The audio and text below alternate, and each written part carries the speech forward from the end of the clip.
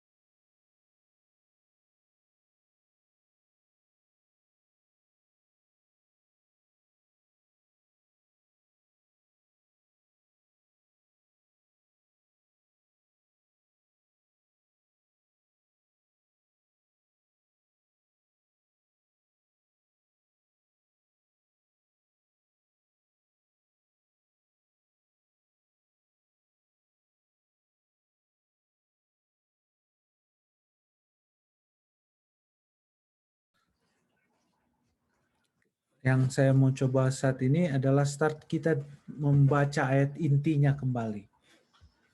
Kita baca dengan baik-baik ayat intinya. Karena apa? Sekarang kita akan mengerti, pelajaran kita akan lebih jelas lagi. Kita akan mengerti kenapa ayat inti ini. Sepertinya di awal kemarin kita itu agak kurang. Sepertinya apa ini ayat? Kenapa ayat intinya berhubungan dengan judul sekolah sahabat kita? Kita lihat ayat inti.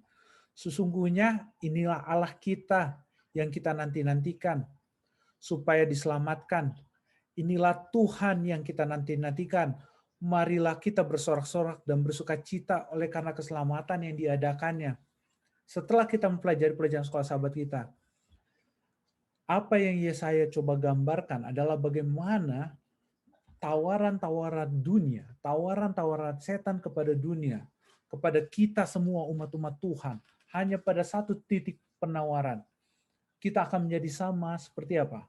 Tuhan. Kenapa? Kalau kita baca di dalam Kejadian pasal 3, kita dapati pada saat Adam dan Hawa dijatuhkan dalam dosa, setan hanya menawarkan kepada dunia ini apa? Kepada Adam, nenek moyang kita Adam dan Hawa, engkau akan sama dengan kita, Tuhan. Tuhan itu adalah Tuhan yang diktator, Tuhan yang menghalangi kemampuan kita, Tuhan yang membatasi kita punya apa. Semuanya diawali dengan diajari manusia itu untuk merasakan dirinya sama seperti Tuhan, memiliki rasa yaitu kesombongan di dalam dirinya. Padahal kita ini adalah sebuah apa? Ciptaan. Allah itu adalah Allah yang diktator. Ini adalah tipu musyiat setan kepada kita punya apa? Nenek moyang. Dan Yesaya sudah menggambarkan betapa jahatnya setan itu dan mencoba menyatakan kepada setan coba menyatakan kepada Adam dan Hawa bahwa Allah itu diktator. Dan Yesaya coba menggambarkan betapa Allah itu kasih. Allah itu tidak diktator. Malahan karena kesombongan yang dilakukan oleh Lucifer, dia pikir dia adalah Allah sehingga dia sanggup, dia harus hadir dalam setiap permusyawaratan keputusan Tuhan. Dia harus ambil adil dan keputusan Tuhan. Sehingga pada saat penciptaan manusia, dia marah, kenapa saya tidak diikutkan. Ini setan sudah nyatakan. Dan ini yang ditawarkan kepada manusia. Makanya ayat inti kita sangat jelas. Sesungguhnya inilah Allah kita. Siapa Allah kita yang kita nantikan? Yang Allah kita yang mau menyelamatkan kita. Bisnis Allah itu, bisnis Tuhan itu tidaklah apa? Tidaklah kematian. Bisnis Tuhan adalah bisnis Tuhan yang satu, keselamatan, kehidupan. Inilah Tuhan yang kita nantikan. Marilah kita bersorak-sorai, bersukacita karena keselamatannya yang diadakannya. Kita dari ayat inti ini, kita akan mendapat jelas bahwa Allah itu begitu baik, Allah itu begitu kasih. Kita akan baca bacaannya. Pertanyaannya akan timbul bagaimanakah selanjutnya? Apakah kita menerima keselamatan berdasarkan keadaan? Tidak pernah, karena melihat situasi sehingga kita datang kepada Kristus. Dan jika kita mau datang kepada Kristus, maka apakah kondisinya? Nah, di sini ada pertanyaan. Ya, saya sudah gambarkan Allah itu kasih. Ya, saya sudah nyatakan bahwa Allah itu tidak diktator. Allah itu bukan Allah penghukum. Allah memiliki tindakan yang Allah lakukan adalah kasih. Bukan tindakan Allah itu bukanlah untuk menghukum saja, tapi untuk menyelamatkan. Pertanyaannya selanjutnya adalah apakah kita mau menerima keselamatan itu? Namun sering kita berpikir kalau kita menerima keselamatan itu berdasarkan keadaan kita, kondisi kita. Oh, mungkin karena kita sudah terdesak. Tidak. Kita itu sebenarnya tidak bisa, Allah itu tidak memaksa kita untuk memilih Dia. Allah itu hanya menyatakan kepada kita bahwa Dia mengasihi kita. Dan kita bisa memilih jalan kita masing-masing. Itulah kebebasan yang diberikan kepada apa? Manusia. Allah tidak menciptakan manusia sebagai robot sehingga dia bisa atur sana, atur sini. Dia berikan kepada kita. Bedanya kita dengan robot, robot setelah diprogram untuk melakukan apa yang dia lakukan. Tetapi kita dilakukan dan kita memiliki apa? Memiliki pilihan-pilihan dalam kehidupan kita. Makanya kita bukan dalam kondisi apa-apa, kita selalu berkata, ya karena kondisi kita menurut Tuhan, atau karena kondisi kita akan melakukan dosa. Tidak. Itu adalah keputusan kita. Kita mau atau tidak. Dan jika kita mau datang kepada Kristus, maka apakah kondisinya? Pada saat kita datang kepada Kristus, kondisi apa yang kita rasakan? Ya pada saat datang kepada Dia, kita harus datang kepada Dia untuk meminta ampun atas segala dosa kita yang kita perbuat. Dan di sini kondisinya adalah dengan iman yang hidup, kita berpegang sepenuhnya dan seluruhnya pada jasa darah juru selamat yang telah disalibkan dan bangkit kembali. Satu hal yang sangat jelas di sini. Pada saat kita datang, kita nyatakan kita punya dosa, kita minta ampun, Tuhan akan mengampuni dosa kita. Habis itu apa yang kita lakukan? Apakah kita diam saja, kita terus kembali lagi melakukan dosa kita? Tidak. Jawabannya tidak. Kita harus bersandar, berpegang. Apa artinya? Seperti saya katakan dalam khotbah saya sahabat lalu, satu hal yang saya tak di akhirnya, bahwa kita tidak berpegang kepada manusia, kita tidak menyerahkan masa depan kita di dalam tangan manusia, kita menyerahkan masa depan kita di dalam tangan Tuhan. Semuanya kita serahkan di dalam tangan Tuhan. Tuhan, ini yang aku pilih engkau. Bagaimana Rut mengatakan, Allahmu adalah Allahku, bangsamu adalah bangsaku. Begitu juga kita dapat mengatakan kepada Yesus Kristus, masa depanku ada di dalam tanganmu ya Tuhan. Pada saat kita mengatakan masa depanku ada di dalam tanganmu ya Tuhan, maka kita akan menyerahkan hidup kita dalam Tuhan. Itu yang disebut dengan lagu Sion kita. Aku berserah pada Engkau Juru Selamat. Setiap kehidupan kita, setiap langkah hidup kita tanya kepada Tuhan. Apakah ini benar Tuhan? Apakah ini yang Kau kehendaki yang harus kulakukan? Maka apa? Saat kita melakukannya, maka kita akan mengerjakan pekerjaan kebenaran.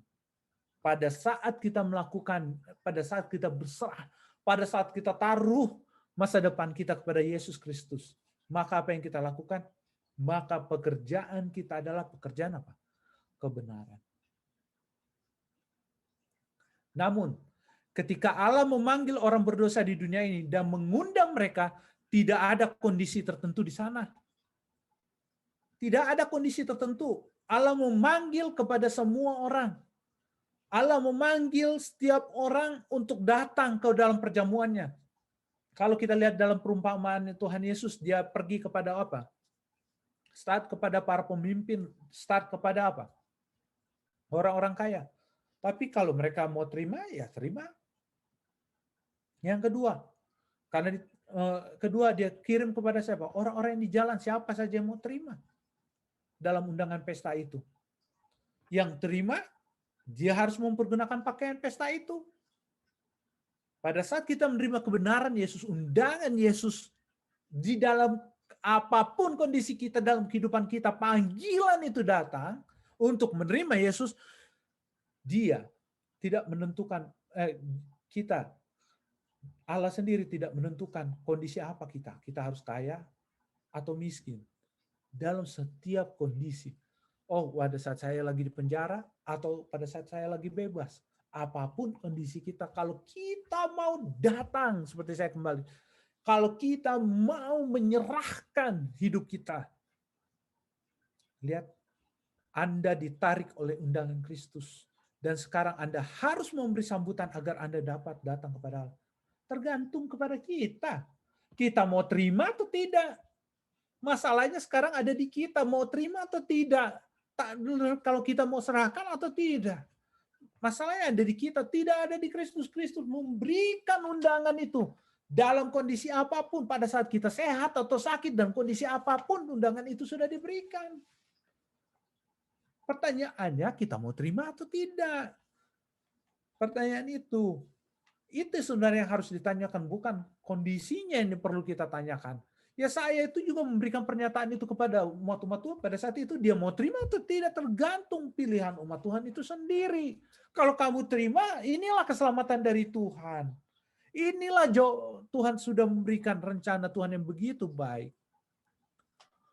Orang berdosa datang. Dan saat dia datang dan melihat Kristus ditinggikan di salib Kalvari, kesan yang Allah tanamkan dalam pikirannya, maka ada kasih yang melampaui apapun yang dapat dipikirkan. Pada saat orang berdosa itu datang, melihat undangan Yesus, dan melihat Yesus di Kalvari. Tulisan Renubuat selalu katakan apa? Kesan yang ditanamkan di dalam pikirannya itu akan apa? Melampaui apapun. Kenapa? Makanya tulisan Ellen White selalu mengatakan, Renubuat selalu mengatakan, pada saat kita ingin berbuat dosa, kita ingat Yesus di kematian Yesus di Kalvari. Kita akan, pada saat kita ingat itu, kita tidak akan melakukan tindakan dosa. Kenapa? Kenapa? Kalau setiap hari kita memikirkan, menimang-nimang, setiap pagi, satu hari itu kita hanya memikirkan bagaimana Yesus di kayu salib, maka kita akan jauh dari dosa. Masalahnya, di dalam kehidupan kita itu kita kotak-kotakan. Pada saat di gereja, di tempat kerja berbeda. Pada saat kita melakukan apa-apa berbeda. Pada saat acara pesta, oh ya Tuhan, Engkau seperti sebuah cerita. Ada seorang kaya mengundang Yesus. Pada saat dia orang kaya itu mengundang Yesus ke dalam rumahnya. Dia taruh Yesus itu di sebuah kamar yang sangat mewah. Yesus, di sini. Engkau di sini. Ini kamarmu, begitu indah kamar ini. Sudah dekorasi bagus tempatnya. Wow, tempat tidurnya bagus. Pada saat itu, pas malamnya mereka tidur, tiba-tiba rumah itu dirampok. Besok paginya orang kaya itu bertanya, Yesus, saya sudah kasih kamu ada kamar termewah yang ada di dunia ini. Tapi kenapa pada saat rumah saya dirampok, kamu enggak menolong saya? Kenapa? Dan Yesus menjawab, engkau hanya mengizinkan aku di dalam kamar ini. Engkau memberikan aku kuasa hanya di dalam kamar ini, tidak di seluruh rumah ini, supaya saya jaga. Demikian seringkali kita melakukan hal yang sama. Pada saat kita melangkahi hidup kita, kita tidak bertanya kepada Tuhan, kenapa kita mengkotakkan Yesus, di mana Yesus apa? Yesus harus berada. Sehingga pada saat setan mencoba untuk menjatuhkan kita, menawarkan tawaran dunia ini, oh ini urusan saya, ini urusan Tuhan. Kita kotak-kotakan. Andaikan kita berserah kepada Tuhan, kita menyerahkan semua permasalahan kita, oh ini saya bisa, ini Tuhan. Saudara tahu, pada saat kita mengkotak-kotakan kehidupan, kita membatasi gerak Tuhan untuk menyelamatkan kita. Dan ini yang setan sangat senangi. Kenapa kita tidak bisa mengalahkan dosa? Dan dosa yang paling susah adalah kesombongan. Kenapa? Harga diri. Seringkali ada perkataan harga diri, harga mati. Kenapa seperti itu? Kenapa hal itu bisa terjadi, saudara? Karena kita tidak memberikan hidup kita untuk bersandar kepada Tuhan. Pada saat kita bersandar kepada Tuhan, orang lain mau menyinggung kita punya harga diri, kita bisa bilang, ampuni dia. Pada saat orang menyakiti hati kita, kita bisa bilang, aku mengampuni dia.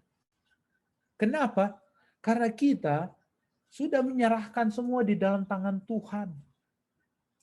Hidup kita, setiap langkah apapun penghinaan orang, kita tidak bisa untuk tidak mengampuni dia. Bahkan kita akan merasa kasihan terhadap orang itu bila dia menyakiti kita. Andaikan kita sudah menyerahkan langkah kita, hidup kita, masa depan kita dalam tangan Tuhan. Jadi, sama. Setan selalu menawarkan kepada kita sebuah kesombongan, karakter sombong, supaya kita bisa memiliki, supaya kita bisa berpikir bahwa kita ini adalah Tuhan. Saya Tuhan, saya menentukan jalan hidup saya. Tapi kalau kita bisa menyadari bahwa kita ini bukanlah Tuhan, kita ini adalah ciptaan, kita akan menyerahkan hidup kita ke tangan Sang Pencipta. Inilah poin yang paling sangat penting dalam pelajaran Sekolah Sabat ini. Bahwa penyerahan kita kepada Tuhan atau kita menyerahkan masa depan kita di dalam tangan kita sendiri. Itu yang terjadi saat ini di dalam dunia ini sedang berjalan. Dan ya saya sedang ingatkan, hati-hati. Kalau kita tidak memperhatikan ini, kita bisa dapat jatuh. Dan sebagai sebuah kesimpulan, untuk pelajaran 1 minggu ini saya ambil dari ringkasan pelajaran Sekolah Sabat ini. Ya saya melihat bahwa setelah Asyur, maka Babel akan menaklukkan Yehuda. Namun dia juga melihat bahwa meskipun para penguasa kegelapan di dunia ini yang bekerja mulai musuh-musuh Allah dan berlagak seperti Allah, Tuhan pasti akan menang dan akan membawa kedamaian kekal ke planet bumi kita yang penuh dengan kesusahan. Dibilang apa? Ya saya melihat siapapun pemimpinnya, Asyur, Babel, mereka tidak bisa menaklukkan Tuhan. Siapapun lawan kita. Seperti saya katakan di awal, di mana kita letakkan tangan kita? Pada saat Yehuda menyerahkan tangannya, perlindungannya kepada Asyur, Asyur dikalahkan juga oleh Babel. Pada saat di ujung sejarah bangsa Yehuda, sebelum penyerangan, dia mau menyerahkan hidup mereka kepada Mesir, minta perlindungan. Pada saat meminta perlindungan terhadap Mesir, Mesir juga ditaklukkan. Tidak ada yang bisa melindungi diri kita. Pada saat mereka bersandar, pada saat mereka sudah ditaklukkan oleh Babel, Babel pun akan ditaklukkan. Jadi Tuhan masih mengendalikan dunia ini. Jadi kita tidak bisa bersandar kepada tangan manusia. Ya saya coba menekankan, jangan bersandar kepada manusia, bersandar kepada Tuhan. Serahkanlah tangan kita, hidup kita, masa depan kita kepada Tuhan. Tidak ada manusia yang dapat apa? Memberikan rasa nyaman. Makanya ayat inti kita bilang, bersorak-sorailah. Kita memiliki Tuhan. Tuhan kita itu luar biasa. Dia memiliki tindakan keselamatan untuk menyelamatkan umatnya. Dan menyelamatkan siapa saja yang mau datang kepadanya. Yang mau bertobat. Inilah poin yang sangat penting. Kalau saya katakan, inilah yang sebenarnya menjadi pekabaran yang sangat penting. Karena apa yang terjadi di dalam Kejadian 3 itu tidak akan terjadi kalau Adam dan Hawa memikirkan Adam dan Hawa menyerahkan masa depannya di dalam tangan Tuhan. Dia berpikir dia adalah Tuhan. Dan hal yang sama itu yang ditawarkan dan kita bisa lihat apa yang terjadi. Kenapa kenapa di Kejadian 6 harus ada air bah? Andaikan orang umat manusia pada saat itu menyerahkan masa depannya kepada Tuhan, tetap Tuhan tidak akan menurunkan apa? Air bah. Namun apa? Sudah 120 tahun lamanya Tuhan mengutus Nuh untuk memberitakan bahwa akan banjir. Tapi tidak ada yang mau dengar. Kenapa? Mereka pikir mereka adalah Tuhan. Dan apa yang terjadi di dalam puncaknya adalah apa yang terjadi di dalam apa? Kejadian pasal 11. Tuhan sudah bilang, saya tidak akan memberikan lagi hujan dan air bah seperti air bah lagi. Saya berikan pelangi. Apa yang terjadi? Manusia bilang, saya adalah Tuhan. Mereka ciptakan apa? Menara yang mereka akan mendirikan menara sampai ke langit. Luar biasa. Itulah manusia. Merasa dirinya Tuhan. Akhirnya apa yang terjadi? Tuhan kacau balau, kan dia punya bahasa. Begitu sejarahnya. Itulah yang selalu terjadi. Di Daniel, Tuhan bilang engkau hanyalah kepalanya yang emas. Dia buat kepala itu dari atas sampai bawah emas. Dia tidak mau, Nebukadnezar nggak mau ditandingin. Saya yang mengatur dunia ini. Saya Tuhannya dunia ini. Dan pada akhirnya dia harus bertekuk lutut di Daniel pasal 4. Dia harus jadi seperti binatang. Karena apa? Rasa sombong, kesombongan di dalam dirinya. Saya Tuhan. Dan akhirnya apa yang terjadi? Itu yang terjadi. Apa yang Tuhan katakan itu terjadi. Dan inilah yang akan terjadi kepada sejarah manusia. Kalau dia tidak mau mengakui siapa Tuhan. Dan akan terbalik kalau mereka mengakui siapa Tuhan.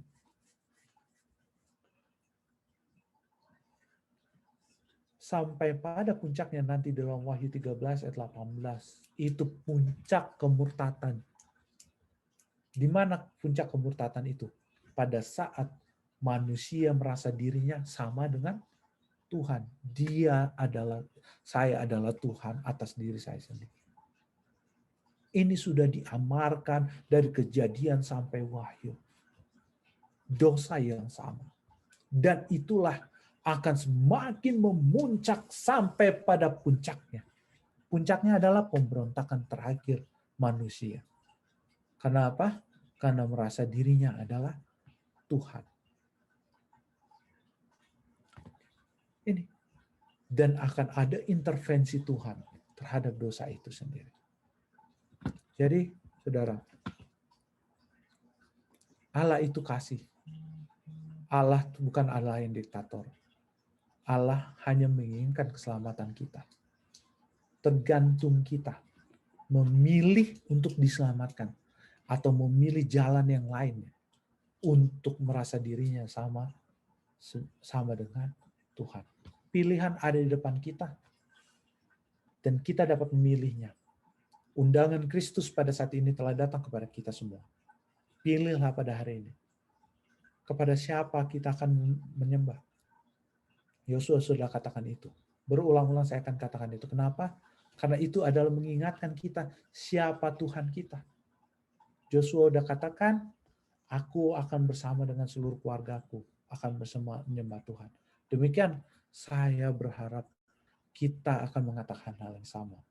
Aku dan keluargaku akan memilih Tuhan. Tidak mau sama seperti keputusan Lucifer. Tidak mau sama dengan keputusan Adam dan Hawa. Kita tidak mau sama dengan pendahulu-pendahulu kita kalau pada saat mereka mengambil keputusan yang sama. Kita mau. Sama dengan Joshua mengatakan, aku akan berada di sisi siapa? Tuhan. Amin. Mungkin ada tambahan atau pertanyaan atau tambahan dari Pendeta Kasol ya?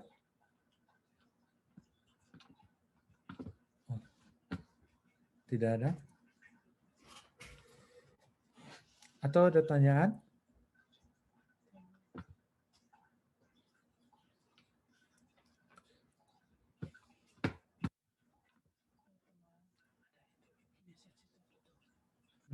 Terima kasih pendeta sudah cukup sempurna. Jadi di sini terlihat bahwa kita tidak boleh andalkan kekuatan kita. Kita harus andalkan Tuhan di atas segala sesuatu. Terima kasih. Ya, pendeta. Kembali, andalkan Tuhan dalam kehidupan kita. Terima kasih, pendeta. Ada yang lainnya atau pertanyaan? Mungkin Elder Ridwan, mungkin ada tambahan? Bila tidak ada lagi, kembali saya akan serahkan kepada Iin. Baiklah, jika sudah tidak ada pertanyaan atau tambahan, kita akan melangkah pada doa dan kesaksian. Jika ada hal-hal yang akan kita doakan bersama, atau kita akan saksikan, kami persilakan. Mungkin dari saudara-saudara yang ada di Zoom, boleh mengangkatkan tangan, dan kita mungkin ada usulan doa yang akan kita doakan, kami persilakan.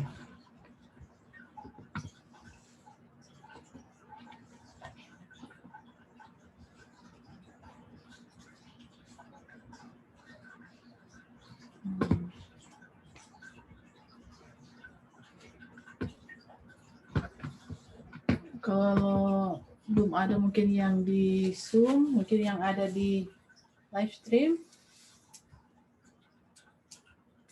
Saya ada lihat ini ada yang di live stream.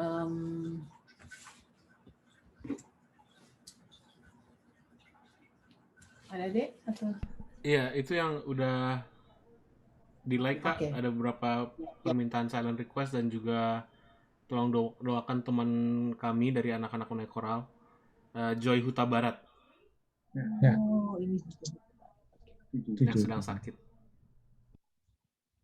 ada yang terlewat nggak deh ya? Enggak ya? Yang kita udah di like, nggak ada? Baru itu Kak. Oh, oke. Baiklah, kalau tidak ada lagi, kita akan berdoa bersama yang akan dipimpin oleh Saudara Pendeta Muda Tulus Nenggolan. Mari kita sama berdoa. Bapa Surgawi, Bapa yang mengasihi kami, pada malam hari ini kami mempelajari firman Tuhan yang begitu indah. Dan ini semua ya Tuhan, kami menyukuri kehidupan kami sampai saat ini. Karena Tuhan yang selalu memberikan perlindungan. Karena Tuhanlah yang selalu menjaga kami. Karena Tuhanlah selalu memberikan yang terbaik dalam kehidupan kami. Sehingga kami pada saat ini dapat berkumpul bersama-sama mempelajari firman Tuhan pada malam hari ini. Dan kembali ya Tuhan, firman Tuhan telah mengingatkan kami ya Tuhan untuk melangkah dalam setiap langkah hidup kami. Sebelum kami melangkah dalam kehidupan kami harus bertanya kepada Tuhan, bersandar kepada Tuhan, menyerahkan masa depan kami dalam kaki-Mu ya Tuhan. Karena itu ya Tuhan, biarlah kasih-Mu selalu bersama dengan kami. Biarlah kekuatan yang berasal dari Roh Suci akan meliputi hidup kami. Sehingga keputusan-keputusan yang kami ambil dalam kehidupan kami semua hanyalah sesuai dengan kehendak-Mu saja. Pada saat ini ya Tuhan, sebelum hamba-Mu menyampaikan segala permohonan kami, terlebih dahulu Kau ampuni segala dosa kami, sehingga berkat-berkat-Mu tidak terhalang bagi kami. Khususnya pada saat ini ya Tuhan, kami mendoakan sahabat kami, Joy Huta Barat ya Tuhan, yang pada saat ini terkena tumor otak ya Tuhan. Bapa Surgawi, hamba-Mu tidak tahu apa yang terjadi dengan dirinya ya Tuhan, kenapa itu bisa terjadi. Tapi ya Tuhan, yang kami tahu ya Tuhan, Engkau adalah Allah yang Maha Penyembuh. Engkau adalah dokter dari segala dokter yang dapat menyembuhkan dari penyakit-penyakit yang dihadapinya Tuhan.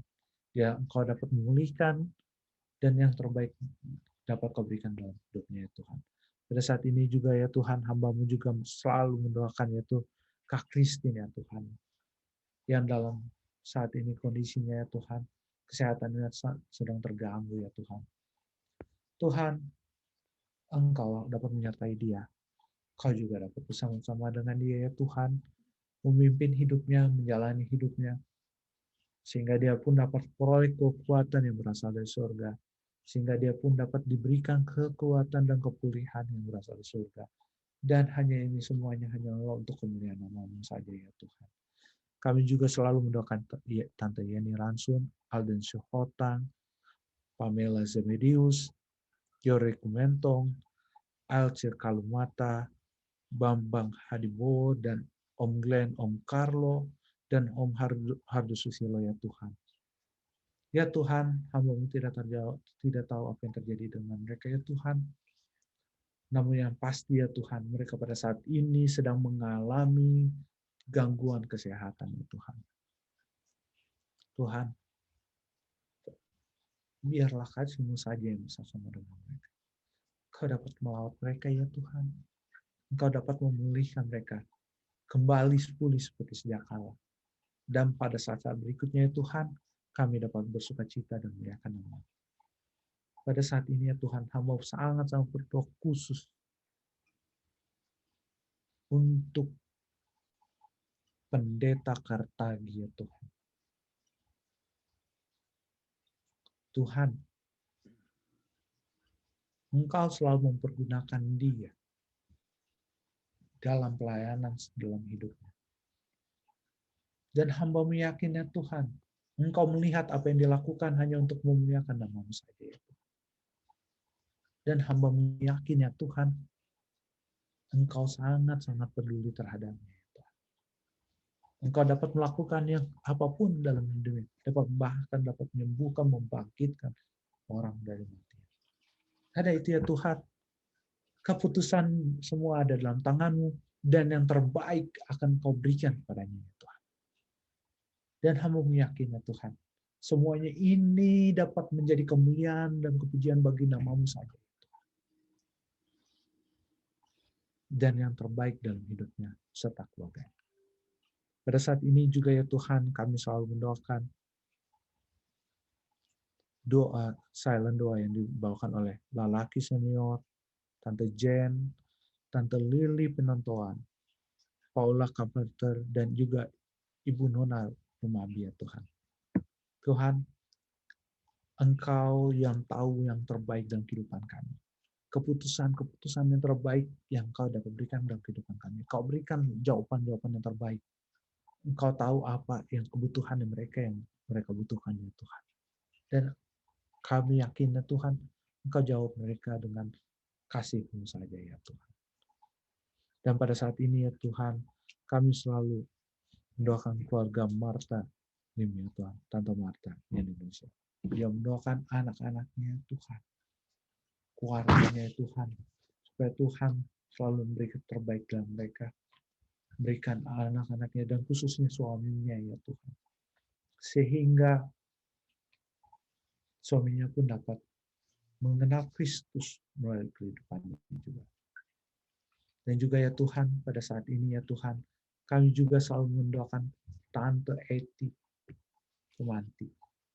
Biarlah kasih-Mu bersama dengan dia ya Tuhan, sehingga dia dapat menunjukkan di dalam kehidupannya bahwa Yesus ada dalam hidupnya, dan orang-orang di sekitarnya dapat melihat Yesus dalam kehidupannya. Bahkan orang-orang yang di rumahnya dapat melihat dan dapat mengenal Kristus melalui kehidupannya ya Tuhan. Dan juga ya Tuhan, dia selalu mendoakan keluarganya ya Tuhan. Ya, coba menjangkau, membalikkan kembali keluarganya ya Tuhan. Tuhan, pertobatan adalah mujizat yang Engkau dapat berikan kepada kami semua. Jika kami selalu mendoakan orang-orang yang kami cintai untuk datang kepada Engkau ya Tuhan. Dan pada saat ini ya Tuhan, kami juga berdoa untuk keluarga besar Soputan ya Tuhan, yang selalu didoakan oleh Om Angli dengan Tante Lucy tanpa putus-putusnya Tuhan. Hal yang sama ya Tuhan. Seringkali setan coba menghalangi keluarga ini untuk datang kepada Tuhan. Namun kami yakin kuasa Tuhan lebih besar daripada kuasa setan. Dan pada saat mereka melangkahkan kaki pada hari Sabat untuk berbakti dan memuliakan nama Tuhan, Itu adalah langkah yang Kau berikan kepada mereka ya Tuhan. Dan biarlah di dalam hidup mereka semua ya Tuhan, mereka dapat merasakan nikmatnya berhari Sabat. Betapa indahnya Sabat itu diciptakan oleh Tuhan.